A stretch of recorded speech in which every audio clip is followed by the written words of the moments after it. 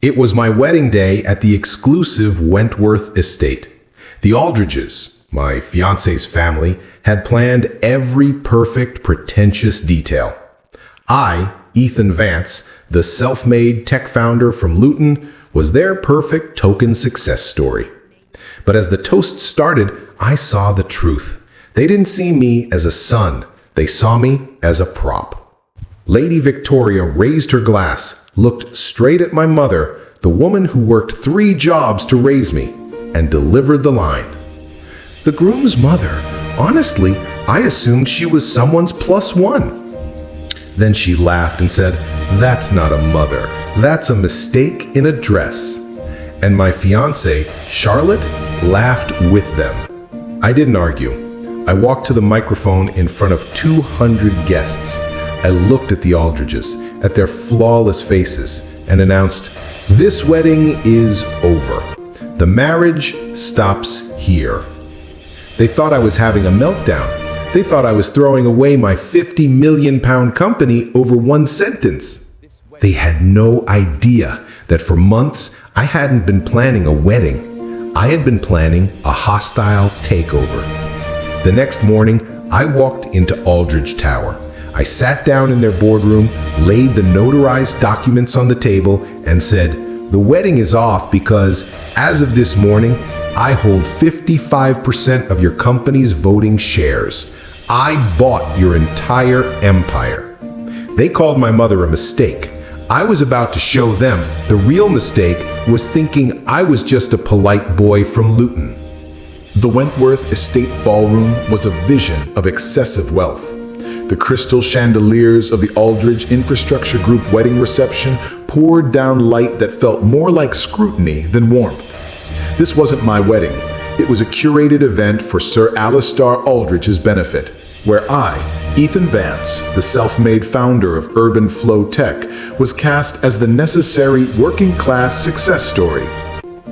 I sat at the head table, my hired tuxedo feeling like a straitjacket, drinking water and keeping my composure. My fiancée, Charlotte, sat next to me, radiating Aldridge elegance. My mother, Brenda, sat on my right. She was a professional seamstress from Luton, and she had spent the previous night meticulously altering her simple dove-gray dress until it was flawless.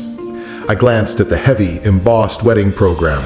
The Aldridge section dedicated 4 pages to their family lineage and philanthropic efforts. My section was concise. Ethan Vance, self-made tech founder, proof that talent can emerge from humble beginnings in Luton. At the bottom, my mother's entry was a single dismissive line. Brenda, local seamstress, community spirit. No last name, no mention of the decade she spent working 3 jobs, just a footnote. I knew the narrative. They wanted my gritty background to make their generosity look grand. Then, Sir Alistair Aldridge, the patriarch, stood to give his toast. He spoke of my journey from a small Luton council flat to this magnificent ballroom, framing my hard work as a testament to the system he controlled. Next, Lady Victoria Aldridge took the microphone, her voice dripping with artificial sweetness. She smiled broadly at me, then her gaze drifted deliberately towards my mother. Ethan's success is a triumph of sheer grit, and of course, he owes a debt to his mother's golden hands, the ability to work with fabric, to stay connected to ordinary people. That kind of gift doesn't require diplomas, it's just innate. The room chuckled softly, a polite, knowing laugh that said, "We understand our place above all that." The words golden hands and ordinary people were velvet shackles pinning my mother to the bottom of their social hierarchy. My mother carefully placed her fork down, smoothing her napkin, her silent familiar signal of swallowing pain. My chest tightened, and I desperately needed air. I pushed my chair back and walked toward the side corridor.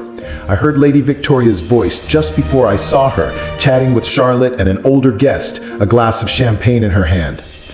The bride looks couture, but the groom's mother, honestly, I assumed she was someone's +1. Then she delivered the sentence that shattered my self-control. "That's not a mother, that's a mistake in a dress." Charlotte laughed, that high, easy, complicit laugh I had once loved. "Mom, honestly, be careful," she giggled, not defending Brenda, but managing the optics. I stopped dead. The woman who had sworn she'd stand by me was now laughing on the side that held the knife? Everything I had been tolerating for months, the condescension, the erasure of my company's work, crystallized into pure, cold fury. I walked back into the ballroom, straight to the head table, ignoring Charlotte's frantic dash towards me. I walked up to the microphone, and the string quartet instantly hushed. "Thank you all for coming," I said, my voice steady, cutting through the silence. "This wedding is over," I announced clearly to the 200 stunned guests. "You can finish the drinks, but the marriage stops here." I set the microphone down, took my mother's trembling hand, and led her out past the frozen cameras and the furious Aldridges. As we drove away, I knew their immediate humiliation was nothing compared to the plan I had been quietly executing for months. They thought I threw away my future over a sentence. They had no idea that tomorrow morning, when I walked into Aldridge Tower, the real retribution would begin. I had just purchased the controlling stake in their entire family empire.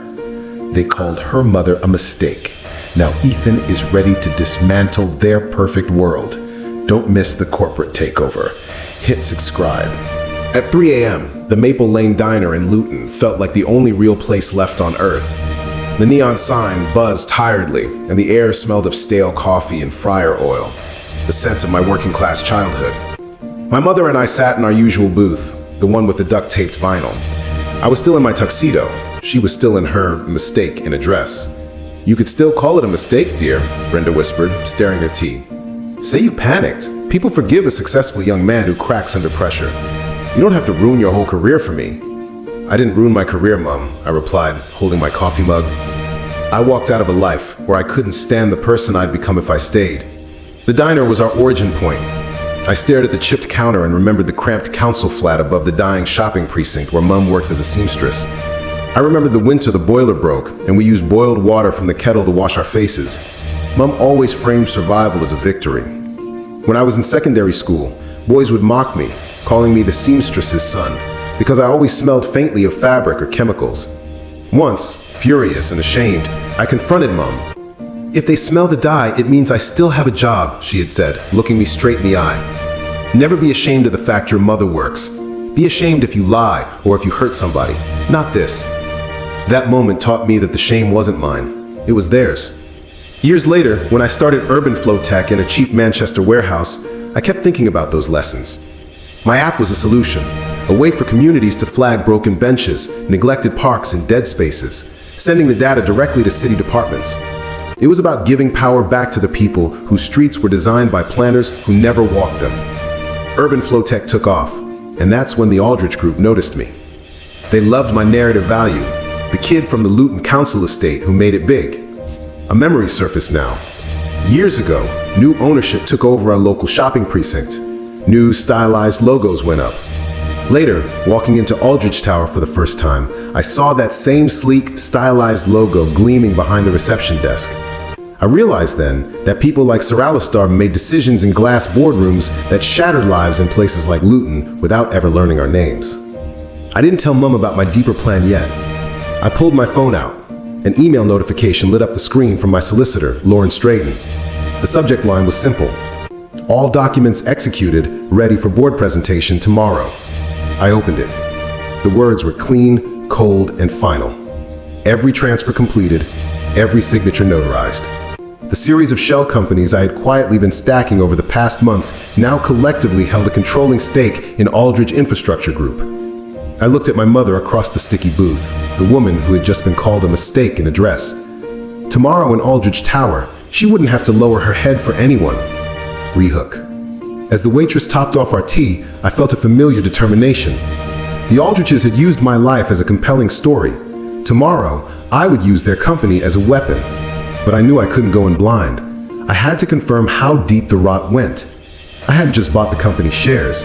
I was about to buy the truth about their biggest projects. And the truth, I suspected, was going to be darker than corporate snobbery. Ethan has the majority vote, but is he ready for the criminal secrets he's about to uncover? Hit like and subscribe to follow the takeover. My relationship with Charlotte Aldridge began when we shared a panel at a major urban planning summit in Manchester. She spoke in clean numbers and ROI, return on investment. I spoke about functional design and benches that didn't burn your legs in August. We argued passionately, and respect turned into curiosity, and eventually, a relationship. When I was first invited to her parents' country house, the condescension was immediate. Lady Victoria handled my mother's home-baked pastries with 2 fingers. "Oh, homemade," she said, stretching the word. "Charming." Sir Alistair said, "Thank you for raising such a remarkable son, especially with your workload." The implication was clear. My success was an anomaly, not a legacy. At that same dinner, Sir Alistair talked about my background. It shows how far the right ecosystem can help someone rise. I felt less like a potential partner and more like a desirable mascot. The turning point was their Lincoln District proposal. Charlotte pulled me into her father's study to show me the slide deck. As I scrolled, my stomach dropped. Half the design, the circulation diagram, the seating arrangement, was almost identical to a speculative study I had shared with Charlotte months earlier. "Where is our name?" I asked, pointing to a bland line that read, "Community Design Partner." Charlotte shifted uncomfortably. "My father thinks your app isn't mature enough to put front and center yet. He doesn't want to confuse the narrative. You are the inspiration." I heard the subtext. Inspiration, not collaborator. That night, back in my flat, I heard Charlotte on a late-night call in the kitchen, trying to speak quietly. "My dad loves his story," she was saying. "The kid from the council flat, the mom in the salon. It makes every pitch feel real. Sometimes I think he likes the story more than he likes the actual company." I lay there, eyes closed, realizing I was a storytelling asset they planned to deploy. The quiet, defensive maneuvers began then. I contacted my old university friend Lawrence Drayden, now a top solicitor. He explained the structure of Aldridge infrastructure.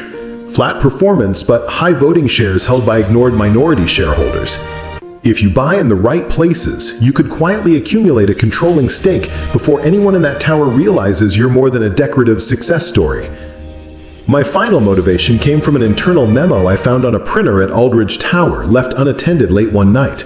It listed me as emerging figure Ethan Vance, ideal for humanizing large-scale proposals. Risk, unpredictable in unscripted policy discussions. I stared at the line until it blurred. They had reduced my mother's life and my hard-won success to a risk factor and a marketing tool. From that moment, I used every penny of Urban Flow Tech's early profit and every personal savings I had to buy shares through the shell companies Lawrence set up in Delaware. Weeks before the wedding, Lawrence called me. "Ethan, the Atlanta fund wants out. Their stake puts you over 51% if you take all of it. Decision needed today." I wired the money, knowing I was crossing a point of no return. I now owned the Aldridge Infrastructure Group. I hadn't set out to destroy them. I had only meant to buy myself a voice. But then, in the parking garage, a nervous junior analyst slipped me a confidential report.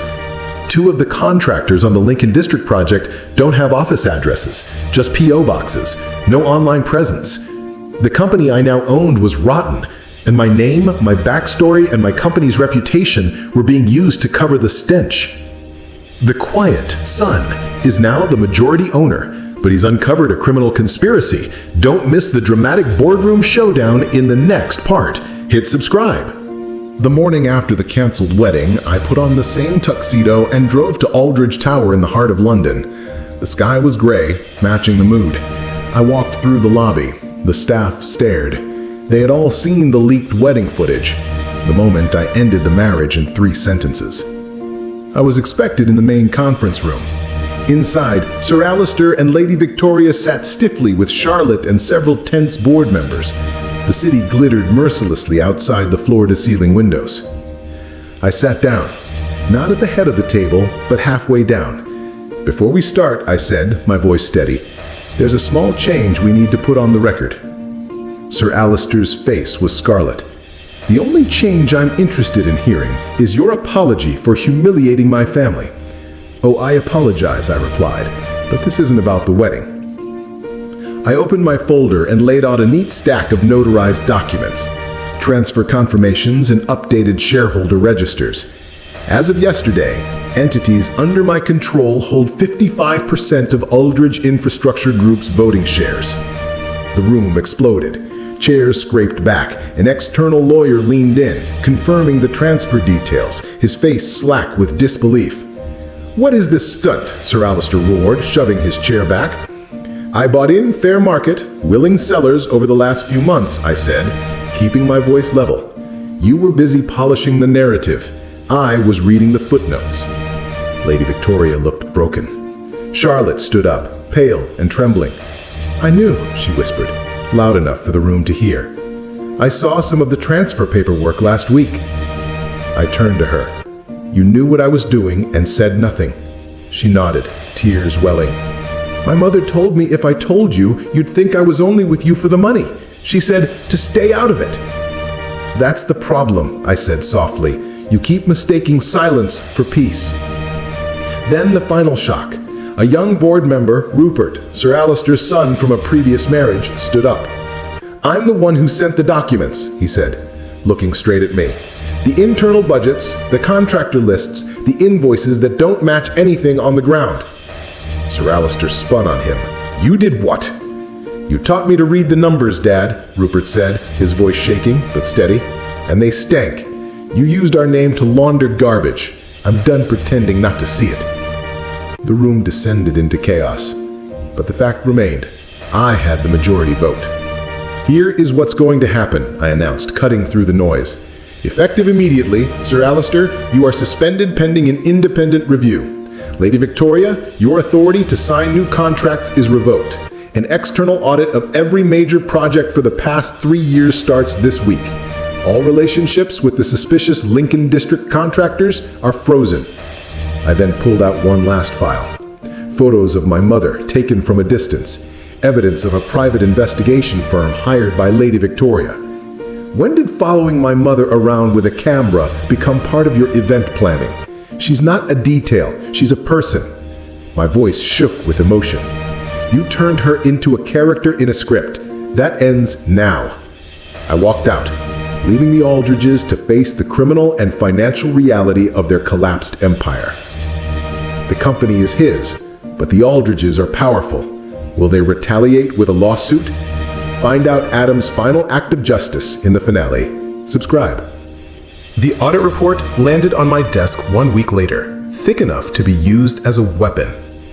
It confirmed Rupert's and the anonymous tip's findings.